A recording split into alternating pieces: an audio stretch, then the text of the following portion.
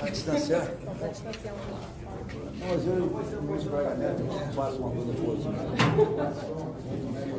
Só quando a gente se beija. Só quando a gente se beija. Abreu?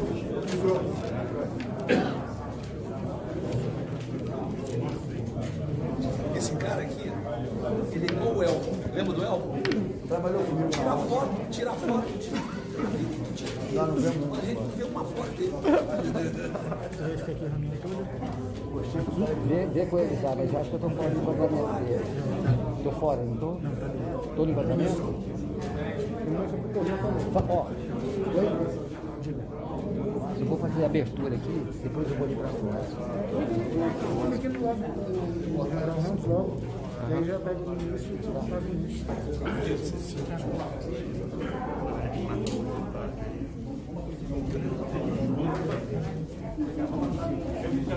Vai, vou ficar de lado lá.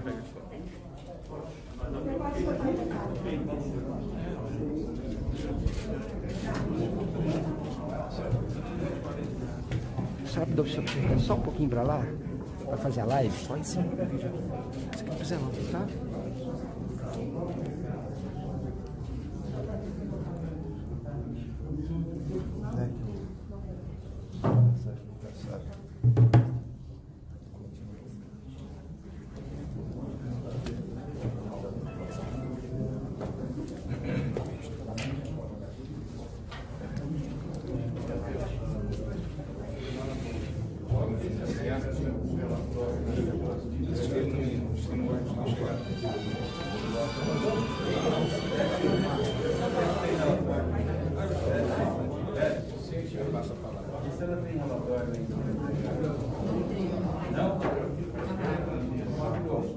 Bom dia a todos. É um prazer receber aqui no Supremo Tribunal Federal, nesse salão, o presidente da República, Jair Messias Bolsonaro, seus ministros que o acompanham, parlamentares e os senhores que representam aí o setor produtivo do Brasil. Então, dando as boas-vindas a todos. Teremos aqui a imprensa também acompanhando a nossa reunião, agradecendo a presença de todos. Então, passo a palavra ao presidente Bolsonaro. Bem, bom dia a todos. Prezado senhor ministro, presidente do Supremo Tribunal Federal, Dias Toffoli, muito obrigado pela acolhida, da forma carinhosa como o senhor nos recebeu aqui. Senhores empresários, que representam, juntamente com os que ficaram na presidência, em videoconferência, mais de 40% do PIB, que representa também mais de 30 milhões de empregos no Brasil. Senhores ministros, parlamentares, o objetivo da nossa vinda aqui. Nós sabemos do problema do vírus, que devemos ter todo o cuidado possível, para que nós não nos infectemos, bem como preservar vidas, em especial daqueles que estão no grupo de risco, os mais idosos, que têm comorbidades. Mas temos um problema que vem cada vez mais nos preocupando. Os empresários trouxeram agora, diretamente e pessoalmente, essas aflições. É a questão do desemprego, é a questão da economia não mais funcionar. E as consequências, o efeito colateral do combate ao vírus não pode ser mais danoso, né, do que a própria doença. Então, esses que estão aqui hoje, e nós nos convidamos, devidamente acertados, o senhor presidente Dias Toffoli, eles querem que o Supremo Tribunal Federal também ouça deles. Temos aqui os representantes do Marco Polo, que representa esse grupo, do que está acontecendo, que nós juntos, que não compete ao Executivo isoladamente, ao Legislativo ou ao Judiciário. Todos nós estamos aqui embarcados, né, buscando o objetivo de resolver esse problema, porque economia também é vida. Não adianta ficarmos em casa e quando saímos de casa não temos que comprar em prateleiras, não ter a roda da economia ter parado. Todos nós seremos esmagados por isso daí. Assim sendo, o objetivo da nossa vida aqui, e o Álvaro Colabo, eu sou o Marco Polo, representando esse grupo de empresários, para expor ao senhor ministro, presidente do Supremo Tribunal Federal, como é que está vivendo a atividade comercial no Brasil, bem como possíveis soluções, buscando sim, cada vez mais, nos unirmos para buscar solução para esse caso do vírus que obviamente atinge a todos nós. Obrigado. Presidente Toffoli, presidente Bolsonaro, ministros Paulo Guedes, Braga Neto, senador Flávio. Nós, presidente Toffoli, estivemos hoje com o presidente para tentar trazer uma fotografia daquilo que está acontecendo aí, naquilo que nós chamamos de mundo real. Primeiro, para lhe dar uma ideia, nós encaminhamos aí documentos, nós representamos aqui a Coalizão Indústria, com 13 setores: aço, automotivo, brinquedos, calçados, cimento, comércio exterior, construção civil, eletroeletrônico, farmacêutico, máquinas e equipamentos, plástico, químico e têxtil. Esses segmentos representam, presidente Toffoli, 45% do PIB da indústria, estamos falando em 546 bilhões de reais, 65% das exportações de manufaturados, 30 milhões de empregos diretos e indiretos e 250 bilhões em pagamento de impostos. E o que nós trouxemos aqui à presidência, presidente Toffoli, a constatação de que os segmentos, além da crise da Covid, enfrentam uma crise de demanda que eu classificaria como profunda, severa, fruto, evidentemente, das decisões de fechamento por parte dos estados, de todos a movimentação na ponta, né? Então, nós temos hoje aqui uma situação, eu não vou me estender demais, presidente, mas para lhe dar uma ideia, o setor automotivo tem hoje 26 fabricantes parados, são 65 plantas paradas, 5.200 concessionárias paradas, o setor de máquinas e equipamentos com 47% das suas empresas fechadas, setor de cimento, 22 empresas paradas, e o meu setor aço, nós temos agora 12 altos fogos parados, né? E o mês de abril, presidente, foi o pior mês de venda desde 1995.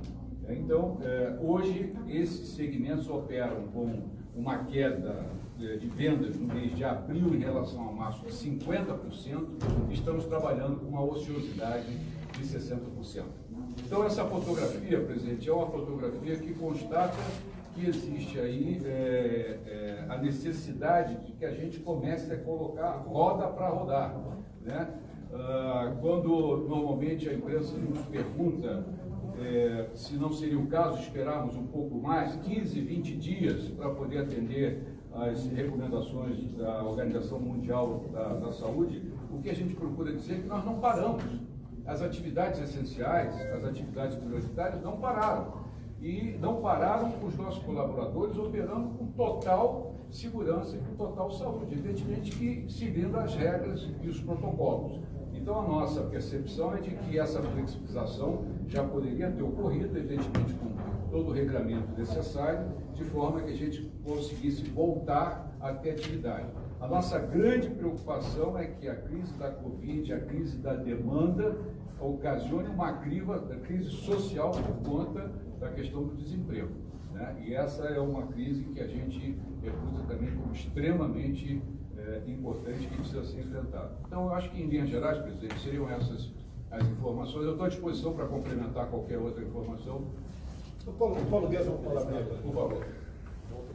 Bom, o presidente sempre alertou para essa segunda onda. A primeira onda era justamente como é que nós vamos preservar as vidas, quando os protocolos foram seguidos. E a segunda onda era essa, que é o colapso na economia. Nós conseguimos, através de várias medidas, por orientação do presidente, preservar a vida, seguindo primeiro o protocolo da saúde, mas também preservar empregos. enquanto lá fora nós temos notícias que em 5 semanas os americanos desempregaram 26 milhões de pessoas no mercado formal, nós preservamos 5 milhões e 500 mil empregos através dos vários programas que lançamos. Lançamos também o programa de auxílio emergencial, que já passou de 60 milhões de pessoas atingidas, para justamente preservar os sinais vitais da economia brasileira. Como disse o Marco Polo, a economia ainda está pulsando e os sinais vitais estão preservados por causa dessas camadas de proteção que nós lançamos. Agora, qual é a duração desse efeito?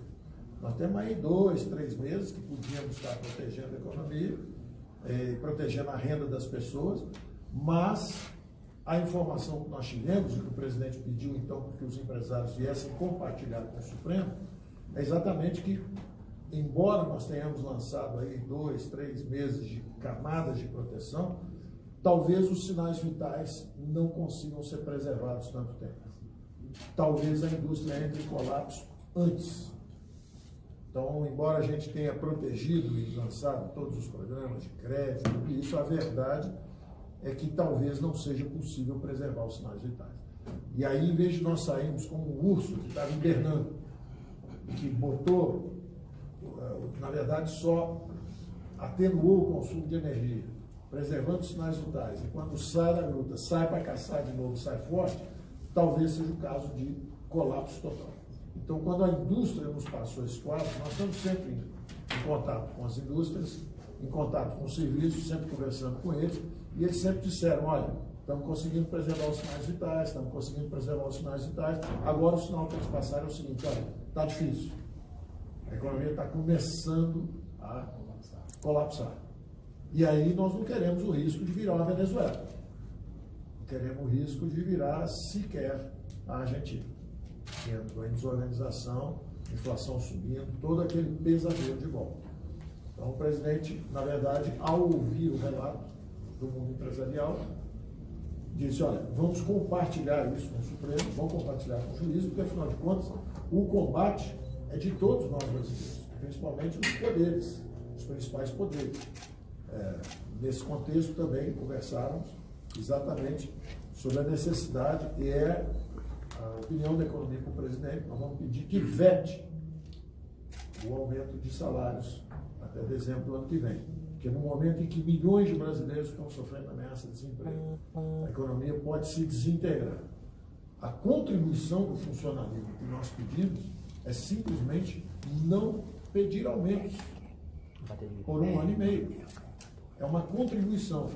Então nós liberamos 60 bilhões direto na veia para estados e municípios. E além disso, se não houver aumento, esse ano e o ano que vem, são mais 130 bilhões.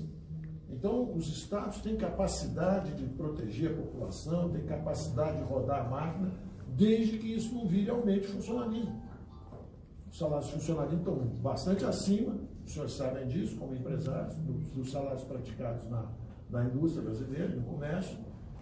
Eles têm estabilidade no emprego, no momento em que milhões de pessoas estão perdendo seus empregos. E o presidente sabe disso. E o presidente, então, nós tínhamos conversado sobre essa necessidade. Agora, há sempre manobras políticas, empurra para cá, empurra para lá. É um jogo normal da democracia. Não estou reclamando em nada do processo democrático. Estou apenas pedindo ao presidente que recorra a uma ferramenta que ele tem, que é de vetar esse aumento, caso ele venha, da Câmara e do Senado. E por uma razão muito simples. É a população brasileira, é a opinião pública brasileira que pede essa contribuição. Nós não podemos. Isso é um dinheiro que vai faltar para a saúde mais tarde. Se mais tarde quisermos estender, seja um auxílio emergencial, qualquer coisa, ou se quisermos salvar companhias importantes para o futuro do Brasil, coisas importantes que estão acontecendo, não vão ter esse recurso, porque está sendo consumido na hora de uma tragédia. A hora em que o país tem uma crise como essa, a pergunta que sempre fazemos é o seguinte: que sacrifício ou contribuição podemos dar para a nação? E não aproveitar que o gigante caiu e ver o que nós podemos tirar dele. O que nós podemos tirar enquanto o Brasil está caído? Essa não é a atitude correta. A pergunta de sempre é como vamos contribuir e não o que podemos tirar. Então, eu alertei o presidente isso, ouvindo principalmente o relato dos industriais que a economia pode entrar em colapso. O presidente foi o primeiro a alertar para essa possibilidade, sempre disse isso. Então, quando os industriais dizem, olha, ainda temos os sinais vitais preservados. Um pouco mais e nós saímos. E vamos surpreender o mundo de novo. Vamos reativar a economia antes dos outros e vamos sair disso.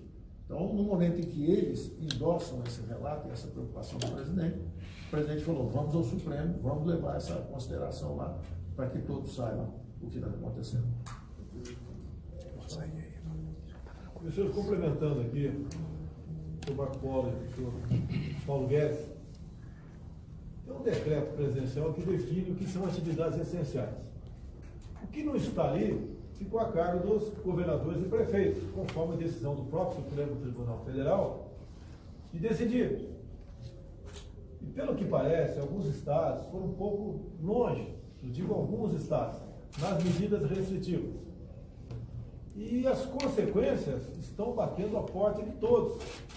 38 milhões de informais e autônomos ou perderam a renda ou tiveram essa renda substancialmente reduzida. No parte da formalidade, quem tem carteira assinada, segundo o ministro da Economia me disse agora há pouco, está batendo na casa de 10 milhões de desemprego. Esse número tende a crescer. Por isso, esse grupo de empresários, não é a primeira vez que se reuniu com a semelhança dos senhores, nos trouxeram essa preocupação. É colapsar a economia. Quando o presidente Paulo Guedes, o ministro Paulo Guedes fala em Venezuela, não é regime venezuelano, é economia venezuelana. Perfeitamente. Apesar de ser um país rico, com petróleo e com ouro, o povo vive na miséria. Porque chegou um ponto, a economia lá, que fica muito difícil recuperar. Então nós temos que tomar a decisão. Nós, chefes do executivo, chefes de poderes, né? Nós temos que decidir. Muitas vezes eu sei que o senhor Dias Toffoli toma medidas aqui, que ele sabe de um lado ou de outro, ele vai sofrer crítica. E ele tem coragem de decidir. Assim é, da minha parte, tocante ao poder executivo. E assim também, em grande parte, o poder legislativo. Então a nossa união, a coragem que nós temos para enfrentar esse problema, é que pode evitar que o país mergulhe numa crise econômica que dificilmente poderá sair dela.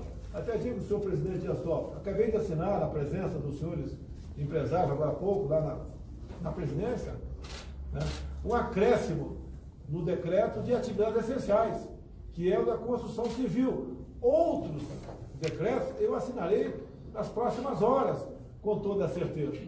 Então, o clamor que os empresários trazem aqui para a Vossa Excelência, que obviamente tem um valor simbólico também, junto a todos no Brasil, é que nós devemos preocupar com vidas, sim, mas também com empregos. Porque economia é vida. Um país onde a economia não anda, a expectativa de vida vai lá para baixo. O IDH também. E nós queremos fazer com que o Brasil ocupe o lugar de estar que ele merece no mundo. E devemos tomar todos nós decisões, sejam criticadas ou não, mas bem intencionadas, calcadas na lei, na nossa Constituição, respeitando a democracia, respeitando a liberdade, porque nós temos um bem muito maior até que a própria vida, se me permite falar isso, é a nossa liberdade. Nós não podemos perder a liberdade no Brasil. Não podemos ver, mais cedo ou mais tarde, a continuar como está caminhando a questão econômica, assistir os saques, assistir manifestações populares, que nós já vimos no passado, em situações que não eram sequer próximas a essa. Essa, nós entendemos todos, que as medidas tomadas pela equipe econômica do Paulo Guedes, de socorro a empresas, do auxílio emergencial de R$600, entre outras, é que está mantendo a população numa situação ainda de equilíbrio, de razão acima da emoção. Então, o senhor me permite, senhor presidente Dias Toffoli, a razão da vida dos empresários aqui, que eu sugeri a eles, é exatamente isso. Todos nós, com o mesmo propósito, com o mesmo ideal. É o Brasil realmente voltar à normalidade. Preocupados com a vida, sim. Nunca não nos preocupamos disso, mas a questão do emprego, da economia, isso também é vida. Então, esse, senhor ministro, me permite, e eu agradeço muito a acolhida que o senhor nos deu para esse momento aqui dentro do Supremo Tribunal Federal. Presidente Dias Toffoli, o presidente Bolsonaro nos pediu que transmitisse ao senhor.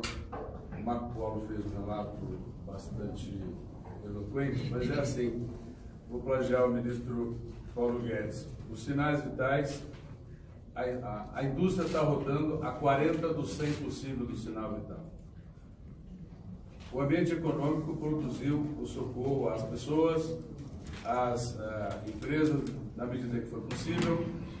Agora, quando terminar o socorro às pessoas, as empresas vão estar fragilizadas e então os 30 milhões de empregos que o nosso grupo à volta da mesa e os que não estão aqui, a gente não sabe o que fazer, porque terminará o período onde o Estado está ajudando a socorrê-los e eles voltam para a nossa folha. Só que eu não tenho produção, não tenho venda e a coisa está rodando. E o principal subproduto disso é que Marco Polo relatou bastante ao presidente, ele pediu que a gente compartilhasse com o senhor, e eu já concluo, é que vão sobrar empresas fragilizadas, porque não estava rodando a 40, o coração vai ficando fraco e a gente não sabe se dá conta de voltar sem de novo na recuperação.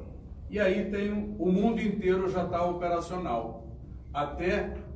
não quero mencionar nenhum aqui, mas até os asiáticos que não estiveram operacionais nas suas fábricas por algum tempo, não falta navio, não falta container e, acima de tudo, não faltará pedido. Então, o que a gente não queria era, por conta de ter estado junto no combate da pandemia, o meu coração está batendo a 40, eu não consigo retomar, os funcionários caem tudo de novo na nossa folha. Aí eu tenho um inimigo lá fora, que é meu adversário comercial, prontinho para suprir o mercado interno. E então haverá a morte de CNPJ. É isso, muito obrigado. Tem mais? Bom, eu agradeço... eu sou do setor de brinquedos, desculpa a ousadia. A ousadia. Eu agradeço ouvir essas impressões que são extremamente importantes.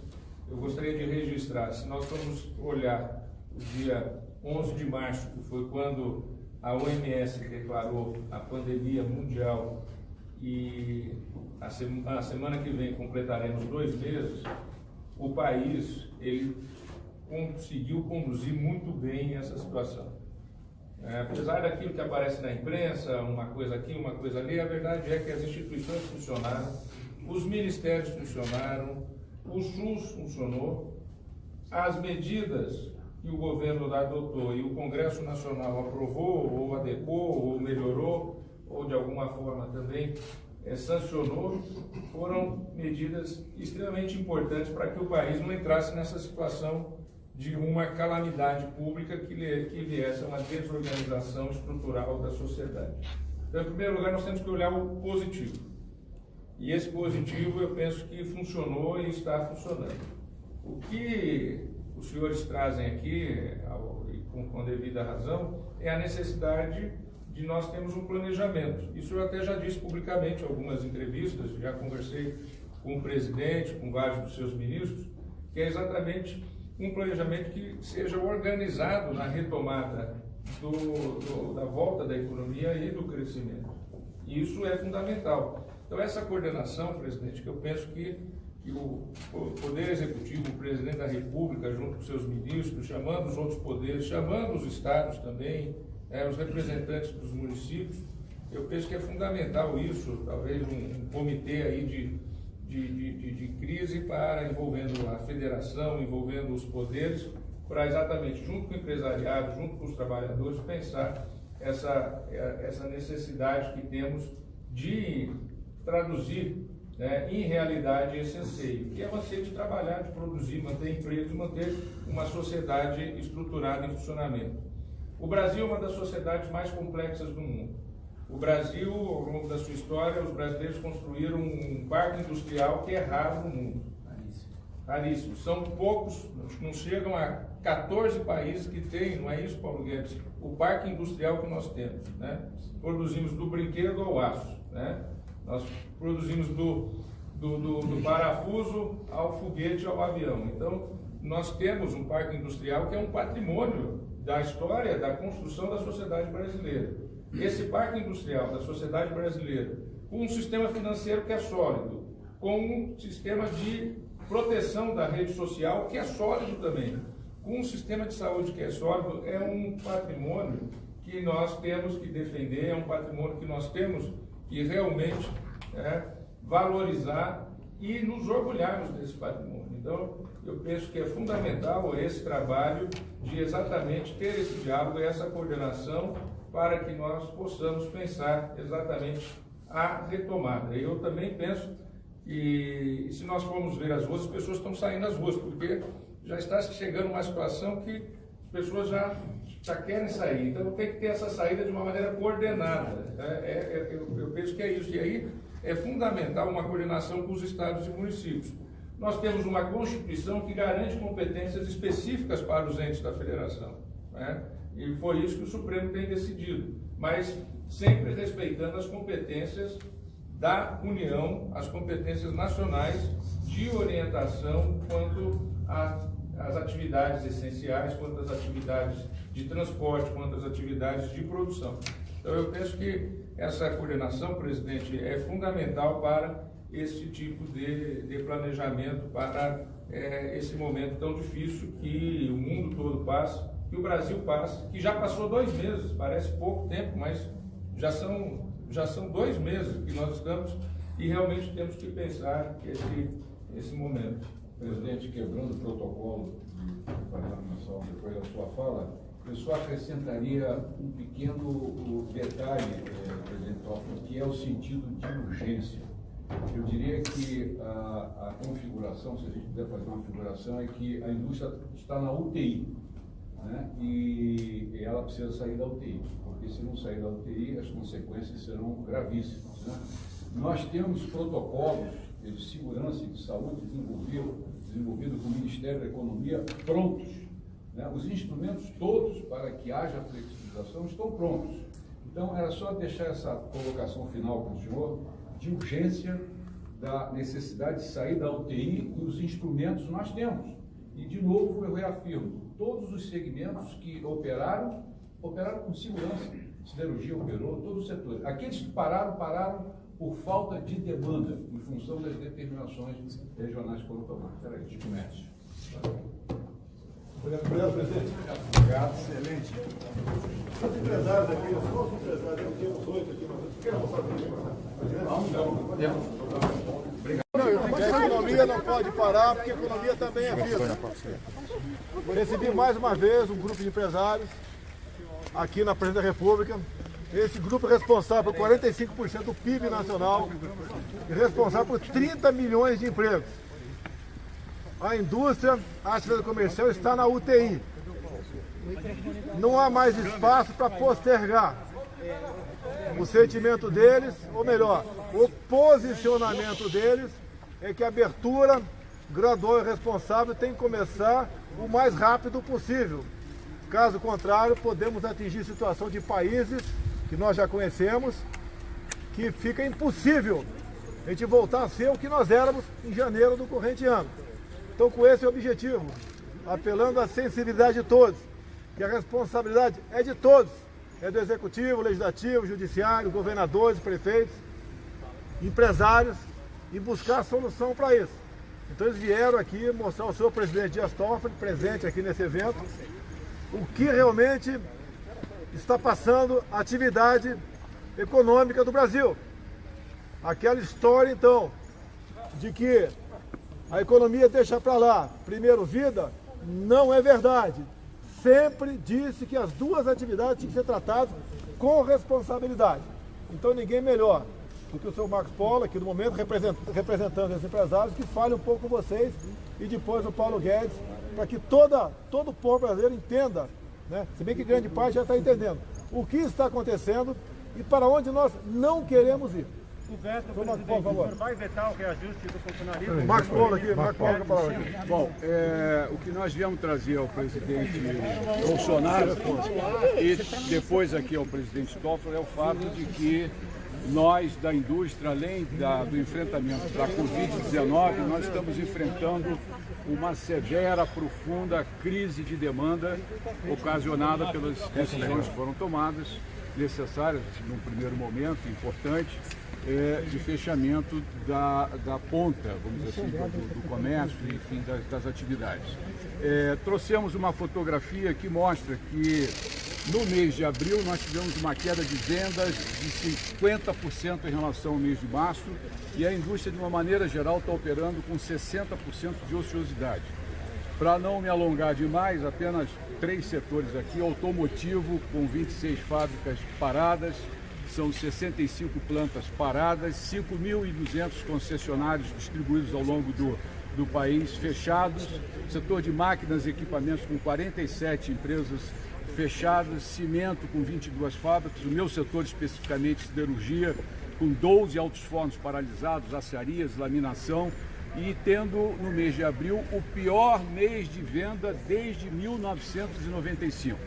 Então, se eu pudesse resumir e fazer uma caracterização, a indústria está na UTI. Né? Na UTI precisa sair, e para sair precisa que ocorram as flexibilizações de maneira que a roda volte a rodar. Toda vez que individualmente eu sou perguntado, bom, mas a siderurgia, a indústria não poderia esperar mais 15 dias para atender o que seria o regramento da Organização Mundial da Saúde, eu informo que a siderurgia não parou, como várias outras atividades não pararam no país, atividades prioritárias, essenciais, e não pararam com total segurança dos colaboradores, através de protocolos rígidos de segurança e de saúde. Então, a nossa percepção é que esses protocolos que o Ministério da Economia já tem pronto, porque compilou, consultou todos os segmentos, esses protocolos podem ser utilizados em outras atividades, de maneira que a gente consiga o quanto antes a flexibilização. Eu acho que era isso.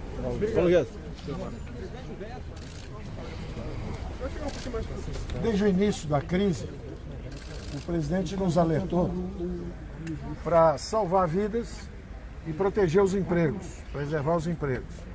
Nós lançamos a camada de proteção para os informais, para os mais frágeis, para os mais idosos.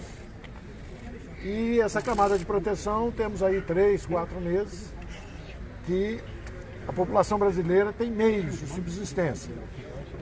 Só que a informação que os empresários nos trazem, e nós mantemos contato com eles regulares, é de que, embora preservados os sinais de vida da indústria brasileira e do comércio brasileiro, estamos indo para a UTI, do ponto de vista de organização e engrenagem produtiva, engrenagem econômica.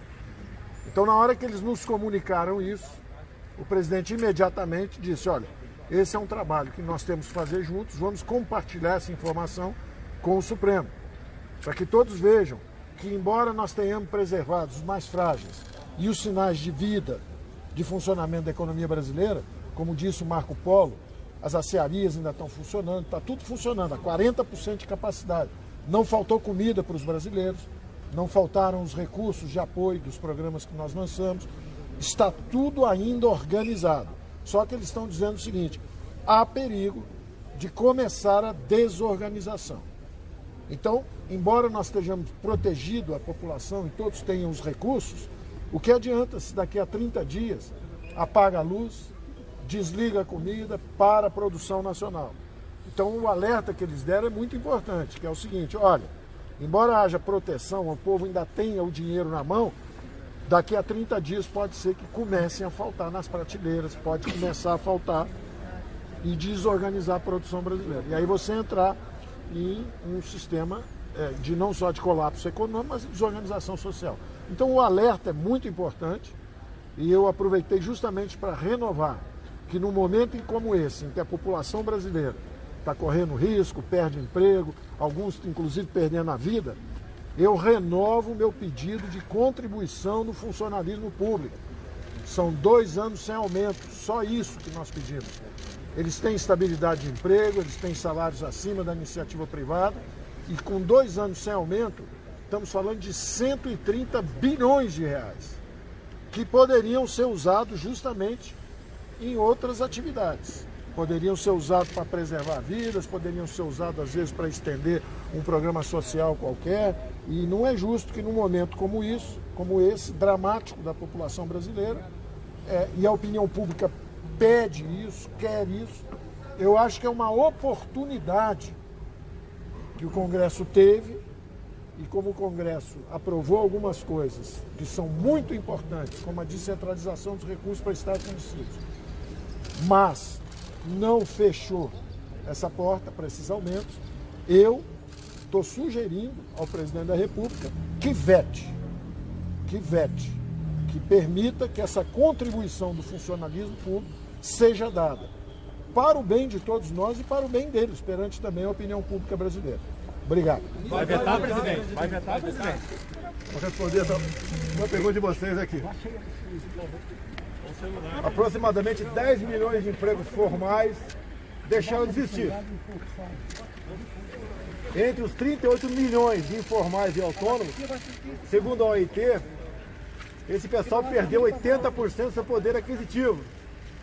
Alguns perderam 50%, obviamente, outros zeraram. E estão sobrevivendo basicamente em cima do auxílio emergencial que acaba daqui a 2 meses. Aí volta para o servidor público, que tem estabilidade e tem um salário. Há pouco, uma proposta do presidente da Câmara era de cortar 25% para todo mundo. Paulo Guedes decidiu que poderia ser menos drástico. Apenas fazer que até dezembro do ano que vem não tivesse no reajuste. E assim foi combinado, assim foi acertado. O parlamento entendeu que certas categorias poderiam ter reajuste. O que nós decidimos? Eu sigo a cartilha de Paulo Guedes na economia. E não é de maneira cega não, é de maneira consciente e com razão. E se ele acha que deve ser vetado esse dispositivo, assim será feito. Nós devemos salvar a economia, porque a economia é vida. Certas medidas minhas, obviamente, não agradam o setor de sociedade. Mas eu sou chefe do executivo para tomar decisões. E as decisões eu tomo juntamente ouvindo os meus ministros. E nessa área, o Paulo Guedes é o senhor da razão. Nós, se essa for a orientação dele, vetaremos esse dispositivo. Muito obrigado. Olha só, vamos lá. Olha só, tem um decreto presidencial que definiu que são atividades essenciais, aquelas não podem parar. Certo? Eu acabei de assinar um decreto assim, colocando nesse rol de atividades essenciais a construção civil. Outras virão nas próximas horas, nos próximos dias. Porque o que não está no decreto, ficou decidido que, segundo o Supremo Tribunal Federal, que estados e municípios diriam se poderiam ou não funcionar essas categorias. Então alguns estados, não estou brigando com ninguém, pelo amor de Deus, tá? No entendimento de muita gente, dos empresários, o Marco Paulo que está aqui, exageraram. É comum acontecer, faz parte da razão do ser humano. Então nós vamos começar a colocar mais categorias essenciais para nós podermos abrir com responsabilidade e observando as normas do Ministério da Saúde, de modo que cada vez mais rápido nós possamos voltar à atividade normal. Caso contrário, depois da UTI, tá, é o cemitério. E não queremos isso para o nosso Brasil. Tá bom, presidente? Vamos embora. Vamos